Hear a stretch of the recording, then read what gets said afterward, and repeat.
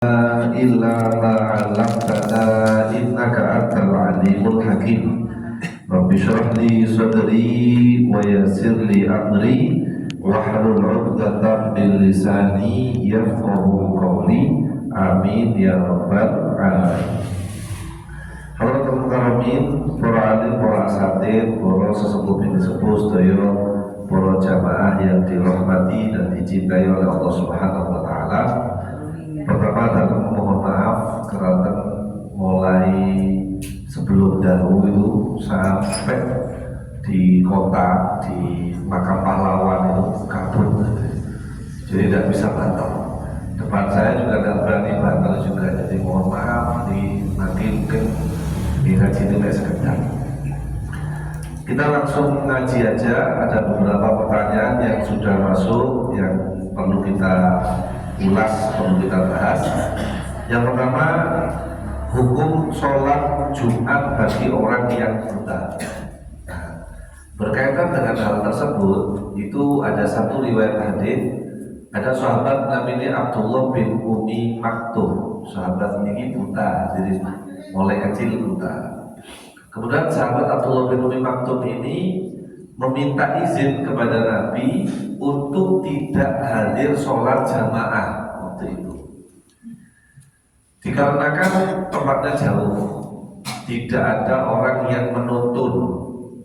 Juga di beberapa waktu itu di kota Madinah, kalau sudah malam itu daerahnya rawan, banyak binatang, karena tidak seperti ya jangan bayangkan Batu 50 tahun yang lalu ayo kan listrik belum masuk, jalan daerah kan maka dikasih udur kalau sama Rasulullah. Ya wis gak apa-apa kata Nabi. Pulang nih Sayyidina Abdullah bin Umi Maktum, sampai mau dekat pintu keluar ditanya sama Rasulullah, hal sami nida, apakah kamu dengar adzan? Dijawab, bala ya Rasulullah. Iya wahai kanjeng Nabi.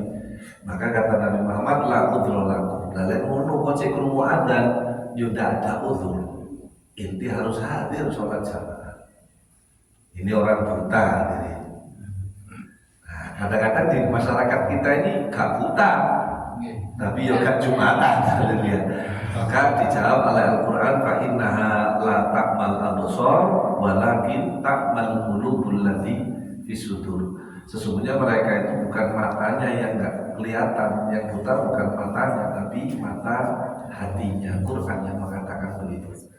Mudah-mudahan kita senantiasa ditunjukkan jalan oleh Allah untuk taat kepada Allah. Amin ya rabbal alamin. Nah, hukum sholat jamaah, lebih-lebih sholat Jumat bagi orang yang buta di zaman Nabi itu selagi nggak ada uzur dan dengar adzan, hukum mendatanginya wajib. Satu, karena di saat itu syiar, dan jangan bayangkan aja, misalkan wong sak batu sing Islam nek sampean tok, misal sak batu sampe nombo niki sing Islam nek panjenengan tok tiyang hadir, terus Jumatan kula sing imami, lho lek kata kau siji lak kata orang. Bahkan disebutkan orang zaman sahabat itu yang tidak sholat jamaah sama Nabi itu jelas munafik. Ya gambarannya ini pulau lah, sahabat itu rayai sing Islam sampai ini gitu. Merono Mas Fai gak teko Jumatan, gak teko jamaah, gak teko, kan konyolnya rasa-rasa. Iki Islam dudu sih wong ngono. Maka disebut munafik. Nah, berkembangnya zaman, semakin anuan, semakin banyak Islam, populasinya semakin banyak, hukumnya berubah. Yang pertama wajib itu menjadi fardu kifayah. Pokok sak desa iki ono sholat jamaah, sak desa iki ono Jumatan, maka yang lain gugur. Yang dapat pahala ya yang hadir. Oleh karenanya tidak ada, perhatikan tidak ada satupun kitab fikih, baik kitab fikih salaf sejak zaman imam-imam yang 4 itu sampai sekarang, yang mengatakan Jumatan kudu di masjid.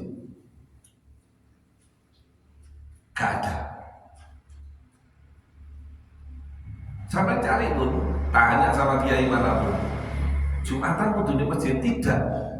Jumatan itu wajib di surul balad, di batas kota. Wes, kalau ya, jadi misalkan wong ini lek dijak Jumatan nang masjid ini sing teko sithik. Tapi lek dijak Jumatan di lapangan di sini ada dijak nang lapangan mau gemeruduk, maka bikin Jumatan di lapangan. Nah, jadi syiar agama itu tidak melulu di masjid.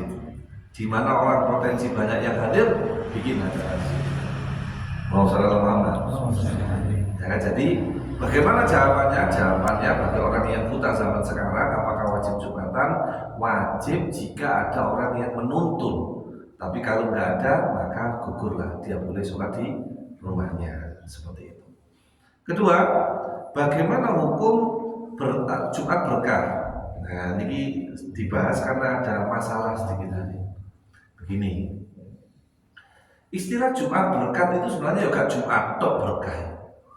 Bendino ya ono berkah. Sabtu berkah ya ada. Berkah itu mboten katane Jumat. Berkah itu ya pokoknya wong Islam itu lumpuh, nggih, terus nglakoni apik ya berkah turun. Mugi-mugi sing rawuh sedaya sal barokah kathah. Uripe dadi tambah enak, tambah ditoto rezekine kuwatah insyaallah amin ya rabbal alamin. Nah, sekarang apakah Jumat berkah itu menarik massa? Iya, betul. Masjid yang tidak ada Jumat berkatnya dengan ada yang masjid Jumat berkat itu beda pengunjung, Pak. Jujur kalau sekarang ini. Maka Jumat berkat adalah salah satu instrumen dakwah, pendukung saja. Penempatannya sekarang gini. Bro, saya tidak mengatakan musuh-musuh Islam.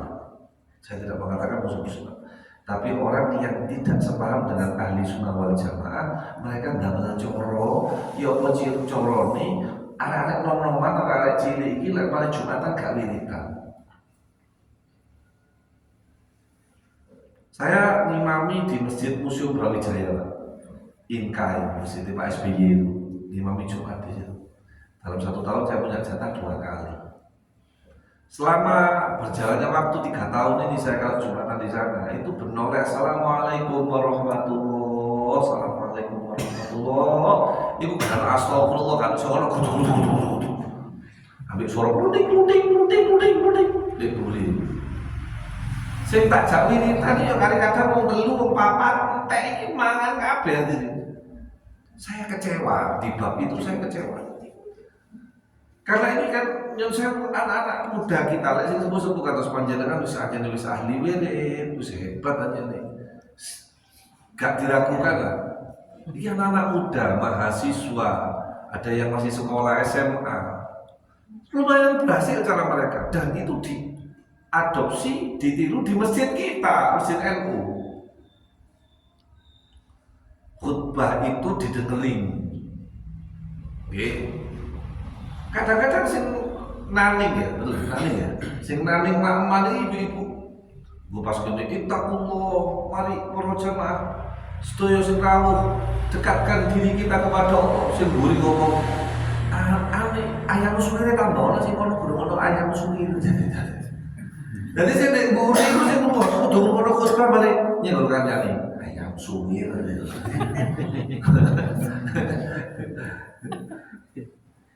Jadi wis kali Jumat berkala di bab ini kita salah menempatkan. Dulu mbak kita nggak ada Jumat berkat ya Jumatan jalan alhamdulillah mencetak generasi hebat seperti panjenengan, seperti saya gitu. Dulu nggak ada Jumat berkat dan mereka lumayan berhasil di bab ini.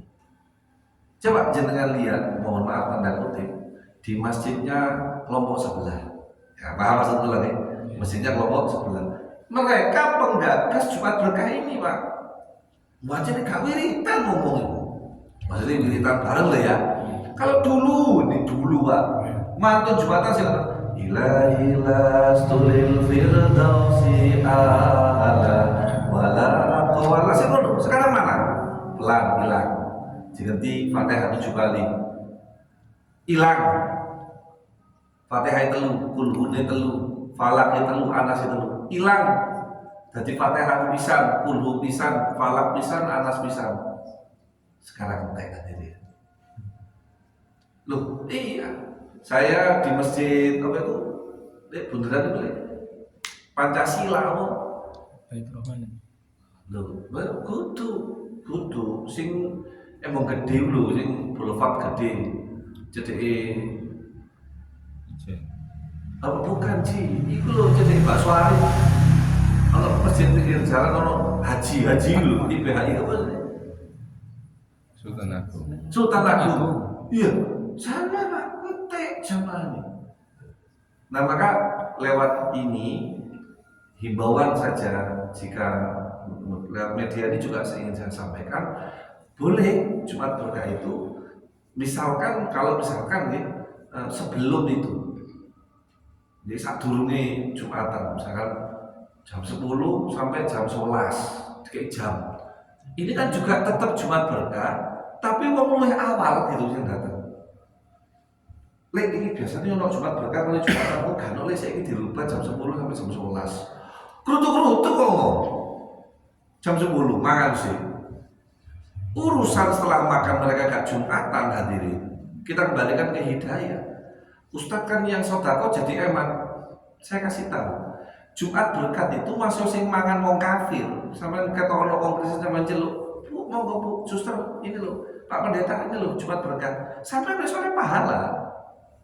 Gak kutusin Jumatan, jenenge Jumat Berkat. Iku pokoknya dina Jumat ketono berkat. Dan disebutkan dalam hadis bahwasanya sebaik-baik sedekah itu yang pagi hari, Pak. Jenengan sedekah jam itu isu, ambil sedekah hari Jumatan, pahalanya lebih gede yang jam 7 pagi. Afdhalus sedekah fi bukuriha, paling afdolnya sedekah itu adalah di pagi harinya. Jadi paling isu sedekah itu paling afdol hadirin.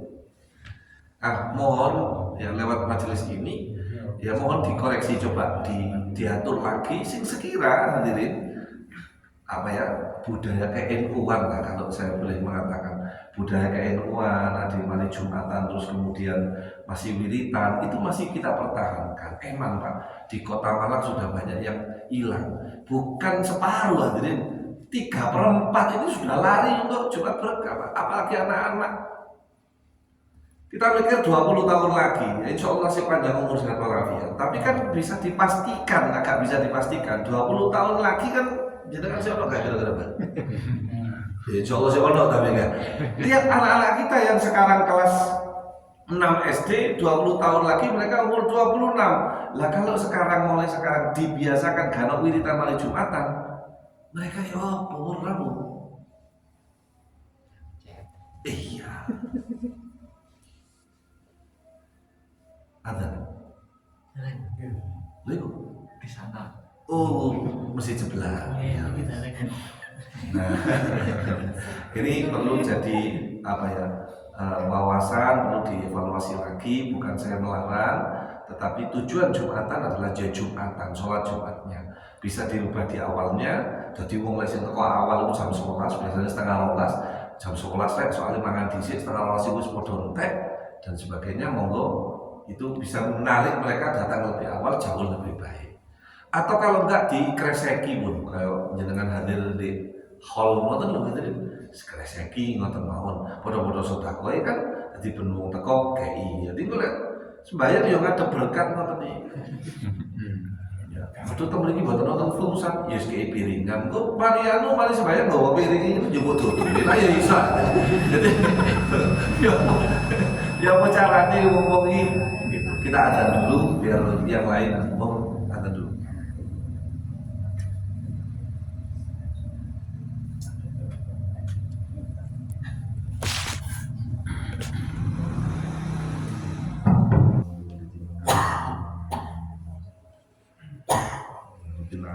Oke, kita lanjut. Jadi suatu penting untuk Jumat Berkahnya, mudah-mudahan dievaluasi dan mudah-mudahan bisa tepat sasaran, mengajari daerah sekitar kita untuk lebih tertib lagi sholat Jumatnya dan juga sedekahnya disampaikan oleh Allah Subhanahu wa taala. Amin ya rabbal alamin. Oke, lanjut. Bagaimana hukum khotib megang tongkat? Nah, hukum khotib megang tongkat ini hukumnya sunnah. Kalau nggak ada tongkat, ya zaman Nabi nggak ada tongkat, diganti tombak. Kalau nggak ada tombak, ganti pedang. Ayam bawa pedang ya. Jadi kalau lagi gini khotib bawa pedang loh, ya buat haram kita jamaah ya. Atau saham itu busur panah. Sunnahnya adalah yang sebelah kiri. Jadi kejenakan kalau khotib kok ya kalau tongkatnya sebelah kanan itu sunnahnya kurang. Sunnahnya sebelah kiri. Atau kalau kanannya gimana? Misalkan kanannya ini ada tembok atau apa, disunahkan untuk memegangnya begini. Karena Rasulullah mengamalkannya. Jadi Rasulullah itu sebelah kirinya megang dan apa namanya sesekali Rasulullah itu memegang apa kayak ada tiangnya. Jadi kalau insya Allah semuanya insya Allah berangkat ke tanah suci Mekah Madinah itu nanti kalau lihat mimbarnya Nabi yang sangat tinggi itu Nabi ada pegangannya sebelah kanan. Nah, Rasulullah yang kiri pegang tongkat. Ya. Gimana kalau tidak ada Ustaz? Oleh mimbar. Betul ya? Podium ya, kalau mimbar apa? Podium. Bagaimana? Kalau ingin dapat sunnahnya Nabi, tangan kanannya, ini tangan kanan diletakkan di dada sebelah kiri di bawahnya. Jadi selama khutbah itu begini. Masyaallah hadirin sidang Jumat yang dirahmati oleh Allah Ta'ala. Dan termasuk ulama yang ahli fikih, khutbahnya pendek, sholatnya yang panjang. Paling enak itu Madura kan? Madura itu begini. Adzan, sholat 2 rakaat qobliyah Jumat. Bilal ansitu wasma'u wa ati'u aslabakumullah wa sallallahu Muhammad. Tiang wudu sik baso sik gilpun komat Pak. Lek Madura saking singkat ya. Orang wudu iki lak Allahumma sholli ala Muhammad sallallahu Muhammad nggih. Jadi ada kan wong sing antri jeding wudu pira suwe sih hadirin? Berapa lama wudu itu? Paling 2 menit 3 menit. Mau saya baca zikir, berkomat nih Pak. Allahu Akbar, Allahu Akbar. Sholatnya yang memang agak lama bacanya sabih sama hal atakah di Ghasiyah. Dan itu banyak di Madura masih masjid-masjid. Waduh, coba dikira ditiru enak. Insya Allah terkenal viral Ka'bah insya Allah. Aduh, masjid berhubung, tidak cuma aja, coba enak. Masyaallah muslimin rahimakumullah, di atas mimbar Jumat yang mulia ini kami mengingatkan diri kami pribadi untuk kita dan menyenangkan semua untuk kita menambah iman dan takwa kita kepada Allah dan dengan melaksanakan perintahnya dan menjauhi larangannya.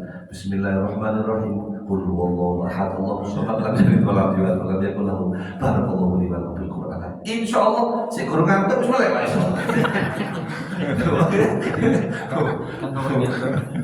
Enak itu Pak. Sholatnya yang mana? Itu kalau orang ngerti ilmu fikih sampai kayak tengah-tengah. Lek ono ngomong sholat khutbah dawa sholatnya pendek, ini berarti gak ahli fikih. Ajib.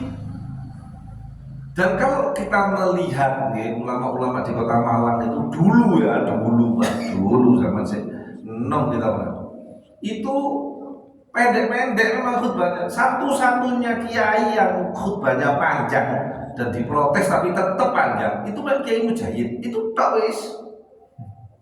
Lain Pak, pendek, sholatnya yang lama. Ada baca surat akhir, ayat terakhir surat Jumat. Gitu, sholatnya yang lama, wiritannya yang panjang. Sekarang kebalikan Pak. Ngantuk gak mati lah. Sampai saya terus gini, pindah ini, sembojo, gak mari. Oh, gak pakai ini. Tapi ikut bayo apa mbuh aku. Iya, ditakoni bukan loh, iya betul, nggak masuk. Emang. Terus Budi?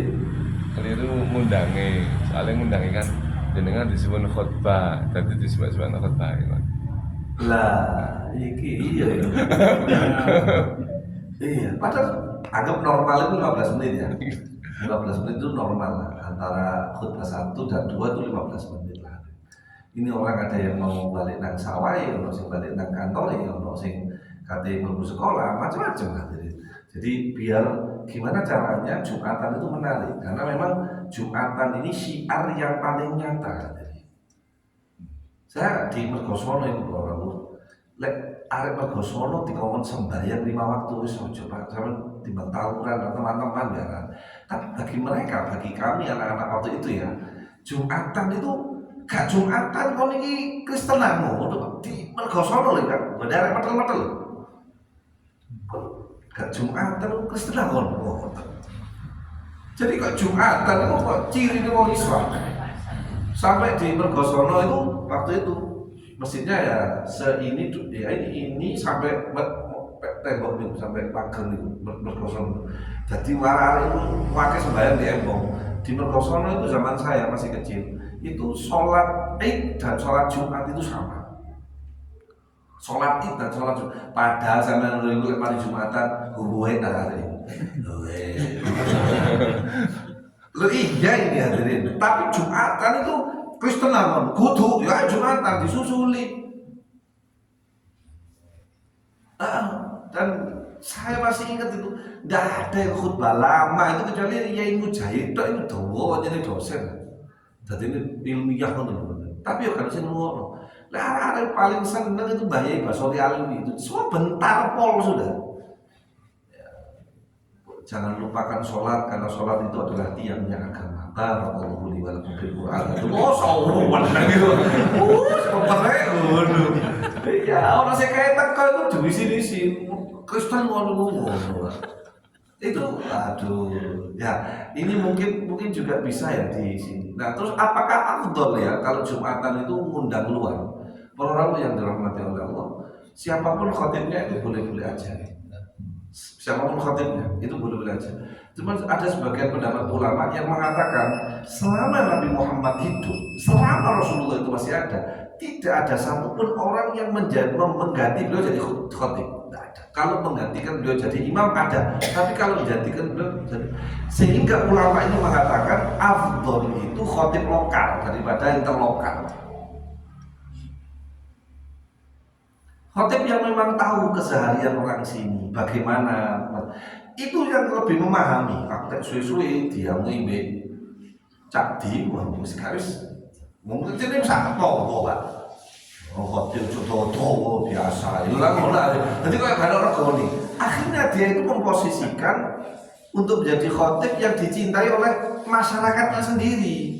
Itu jauh lebih afdol menurut. Muncullah problem baru. Khatib enak lek ceramah, cuma lek ngimami gak enak. Bismillahirrahmanirrahim. Semono. Kudu tapi kok alhamdulillahirabbil alamin. Dan nada itu enak tapi kudu alamin. Ar-Rahmanirrahim. Lagi repot muncullah fikih menjawab. Khatib tadi khatib tok oleh ngimami wong liya boleh karena afdol itu ya khatib ya imam. Cuman kalau kemudian imamnya nanti yufsidu sholata merusak sholat, maka imamnya dipilih sing anjen pinter tajwid. Itu pun dengan syarat sing imami kudu ngrungokno khutbah loro-loro. Dadi gak oleh nggo bagian imami ini. Mas khutbah gak ngrungokno. Begitu komat dibuka, oh gak oleh Pak. Rada abot nih itu dong. Ada kejadian? Ada lah, ya Allah. Ini saya, kulo Pak, kulo dia menurut kulo cangkem kula yo fasih ya. Dan cuman kacamatanya takdir bilang saya masih kurang pas. Lagunya kali ya. Oke. Akhirnya di masjid ini saya bagian khutbah. Dan saya alhamdulillah tidak pernah lama di khutbah. Wis perlu dhewe lah dadi makmum aja dawa-dawa sowenan lho sudah. Akhirnya imami, saya khutbah sebentar selesai. Allahu Akbar. Waduh, makarek sebenarnya. Lah seneng pun. Alhamdulillahi Rabbil Alamin. Sip, nikmat. Ghairil maghdubi alaihim waladdallin. Amin. Jadi harusnya ngantuk Pak, khutbah singkat. Langsung. Wa ma hadhil hayatud dunya illa lahu wa la'ib. Wa inna daral akhirata lahiyal hayawan law kanu ya'lamun. Fa idza raqib suwe Pak. Kula sok iki ndek ngene. Mloro ta? Suwe rek. Saroka aja suwe-suwe, Pak. Suwe. Waduh hilang ini, kita godok enak ini, cek Jumatan ini menarik, cek ngomong, jika dulu enak imamnya, gak suwe enak gitu, rusak gara-gara enak nanti. Jadi ayolah jadi imam sing ngerti jamaah. Lanjut soro sama enak, sembahyang dewi, getno rapopo, tapi lah jamaah yustahabu an yukhafifal imamu al-makmumah. Dalam hukum itu dikatakan disunahkan, malah dapat pahala sunnah seorang imam yang meringankan sholatnya untuk makmumnya. Ojo di bab ini wong NU menang bro. Coba terawih. Mulai biyen alhaku mutakatsur itu lho. Mulai biyen. Wis gak usah niru-niru setengah juz. Gak usah lah. Iki wis tepak oleh sunnah iki. Cuman timbun yo cepet-cepet Pak. Saya akan degule kancane. Wis mek ringkas cuma ojo. Itu sudah pas itu. Kalau sholat sendirian, Nabi itu sampai sholat sendirian dengan sahabat namanya Hudzaifah ibnul Yaman. Rakaat pertama surat Al-Baqarah, Ali Imran, An-Nisa. Subuh aja. Ada sholat ini Rasulullah. Moro-moro Hudzaifah melo, kalau derek kanjeng Nabi monggo kata Sayyidina Rasulullah. Sholat, Pak. Oh, kanjeng Nabi, Pak. Kanjeng seneng, hobi. Sholat itu hobinya Rasulullah. Suwi. Dari orang sini jangan, Bro. Bacaan sudah, nggak aja mau gini, wis request, sing anu sapa Mas Wahid, Mas, engko kuliah ya kafir be kula Allah, iya, semoga sampai Jumatan, karena tandanya orang itu beriman kepada Allah kalau dia menetapi Jumat selama berturut-turut, tidak bolong 3 kali berturut-turut. Emang, ini apa ya, majal itu kesempatan emas. Buat kita berdakwah mengenalkan Islam itu enggak berat, Islam itu ringan dan sebagainya. Jadi buat khotib, buat para ustadz yang mungkin mendengarkan ceramah saya, coba dievaluasi lagi. Ada hadis yang memanjangkan, melarang malah seorang khotib itu panjang sekali. Kadang orang sing bawa kitab loh, jadi mojo kitab terus jawaban utawi, aduh, nih semua mendelok ini. Paling batin cuy ini astagfirullah. Lain pertanyaan lain. Bagaimana hukum orang meminta maaf kepada orang yang pernah dia zalimi sedangkan orang itu telah meninggal dunia? Jadi ada orang pernah zalim, contoh saya pernah menyakiti hatinya Pak Pur contoh. Ya, ojo Pak Pur. Enggak terpakai 3 mulai. Moro sedo nih. Dan saya belum sempat minta maaf, minta ridhonya. Bagaimana? Ini kata guru kami Sayyidil Habib Umar, selesai sholat baca doa Astaghfirullahaladzim li wali walidayya wali ashabil huquqil wajibati alayya. dan orang-orang yang saya wajib untuk minta maaf sama dia. Dijamin istighfar. Wali jami'il muslimina wal muslimat wal mu'minina wal mu'minat al ahya'i minhum wal amwat. Cara kedua, bersedekah atas nama orang yang kita dolimi itu. Orang yang kita pernah caci maki, orang itu terus meninggal dunia, wong utawa dhewe rasani, kita sedekah Pak. Yang sedekah itu yuzkar ismo, nyebut namanya. Contoh, nyon sewu niki damel panjenengan lho, napa nih hadiah saking Pak Fulan. Lha aku wis gak ono sih Mas, kok liwat sampean. Nggih, kula nyuwun pangestune mawon. Sampeyan trimo niki sedekah almarhum.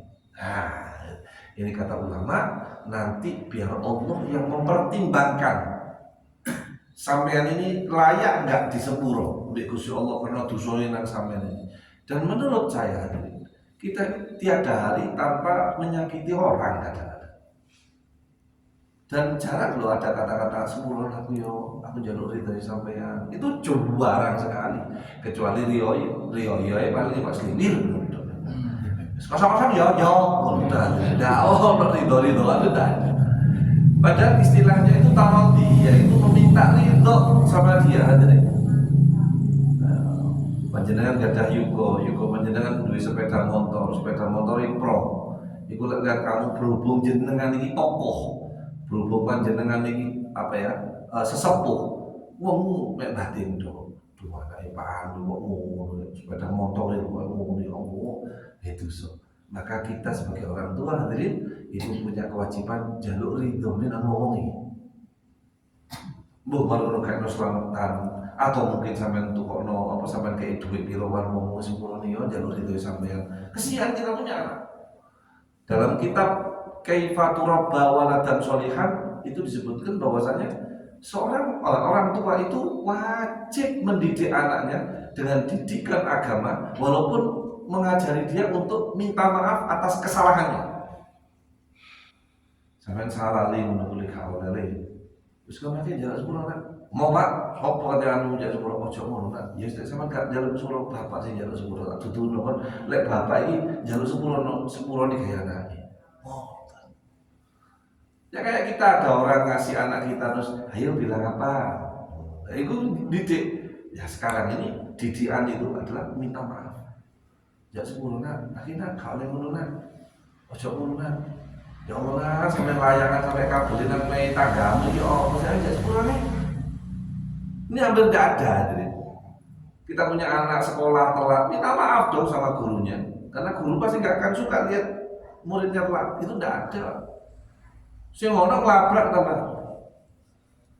sampean gepu anak, wah, kau yang mulai lahiran ini sampai saya ingat ini gede ini nggak tahu tak gepuin. Anak mesti telat kok. Nah seperti itu. Jadi kembali kepada pembahasan kita, jika kita ini punya salah ke orang, terus kita merasa ingin membalas, maksudnya jangan sepuro nang wong yang mungkin sedo atau mungkin orangnya sudah tidak di sini lagi dengan cara istighfar tadi, dan yang kedua dengan sedekah atas nama orang yang tadi. Wallahu a'lam bishawab. Ada pertanyaan barangkali? Sampun cekap. Wallahu a'lam bishawab. Untuk pengajian Desember ya, betul ya, langsung Desember.